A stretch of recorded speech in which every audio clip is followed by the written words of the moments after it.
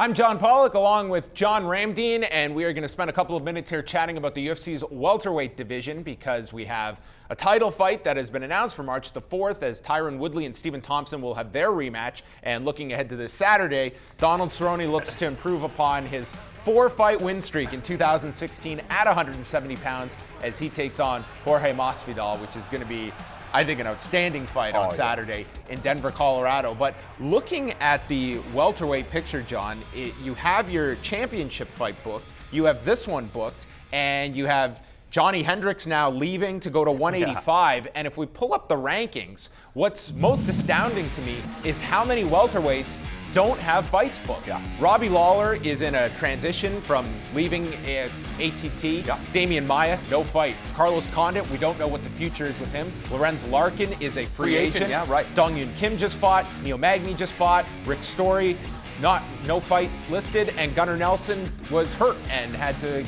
pull out of his last fight. So there are a ton of openings and possibilities, but it requires a lot of key pieces to be put in place. Lawler and Condit being two big question marks. What's super interesting about that is we're only getting a look at the top 10, but I think if you look at number 11 to number 20, you'd be like, oh my gosh, it is just littered with ridiculous talent, from Tubanov to Matt Brown. There's just so many guys. You don't have Nick Diaz on there. Remember, Conor McGregor fought at 170 pounds. Nathan Diaz fought at 170 pounds. In addition to the rankings, you're also trying to make big fights, especially with the new owners of the UFC. This is the division where you do have those pieces of the puzzle. You mentioned a Nick Diaz, for instance. I mean, you have the pieces that, like, we look at heavyweight, they had to pull Junior Dos Santos from this Halifax card because there's no heavyweights available, essentially. And at welterweight, there's just a plethora of them, but they all have different issues, whether it's injuries or just like Carlos Condit, we don't know if he'll even fight again. Yeah, I know, and that's it. So you just have to try to do what you can. Like Michael Bisping, we all thought Michael Bisping's going to be fighting Yoel Romero for the middleweight championship of the world. Bisping says, yeah, I'm coming back in the spring. That's the plan. But I want a big-name fighter. I'm not satisfied with Yoel Romero. I recognize that he's talented, but we're looking for the biggest names humanly possible. And you have to imagine that's what it comes down to, the welterweight division. However, when you look at the martial artists, Tyron Woodley has a very difficult assignment, and Stephen Thompson. And based on MMA math and based on people's forecasts, they believe that Stephen Thompson's eventually going to win that title. And there's a lot of people out there that believe that Damian Maia is going to then take it from Stephen Thompson. Will somebody be able to? Why do the fights have to happen? I know. And that's what's a good thing about the welterweight division right now, because there's so many what ifs.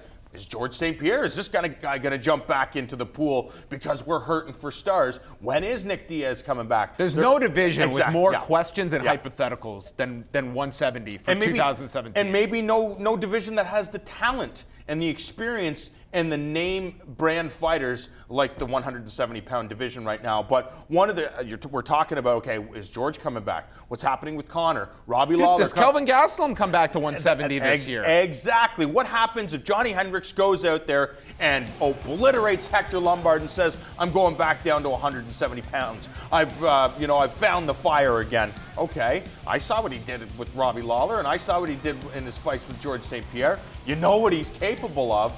But again, it comes down to developing big-name fighters. There's so many interesting stories at 170 pounds, but you're also trying to find the biggest names. And one of the biggest names could come out of this weekend. If Donald Cerrone could come out there and really manhandle Masvidal and show both the hardcore fans and the casual fans really what he's capable of.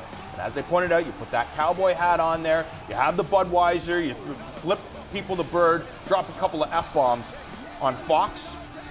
I don't think anybody would argue that this guy would deserve a crack at the 170-pound championship. I think it would be a crime if Damian Maia gets passed over. I understand. Again That's a martial arts for a thing, title fight, but that's the world we live in, where Donald Cerrone is certainly going to be. Who's making more noise? That's it. That's a big component of it. I would also say that Donald Cerrone, and this is a big if. I think this is an extremely difficult fight for Donald Cerrone on Saturday with Jorge Masvidal.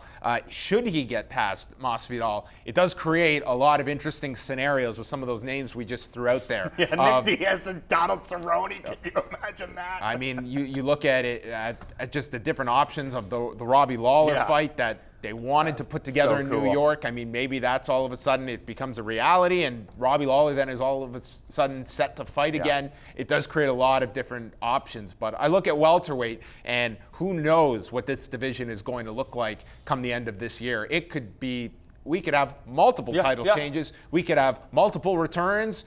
This entire division could be completely different, or Tyron Woodley could look like one of the greatest welterweights of all time by the end of this year. Yeah, I know, and I honestly believed, after George St. Pierre left the sport, that the welterweight division, the welterweight title would change hands so many times. Now, I know Hendricks was the champion, Lawler was the champion, and Woodley's been the champion. But I really expected, because of all the different matchups, you throw in the Carlos Condits and the Nick Diaz and Damian Maia, that it really would be one of these things where people are not defending the title. I wouldn't be surprised if we see that now. It's going to be a very interesting year for the welterweight division. Leave us some of your suggestions of welterweight fights you want to see in 2017 in the comments section below. For John Ramdeen, I'm John Pollock, and thank you for watching.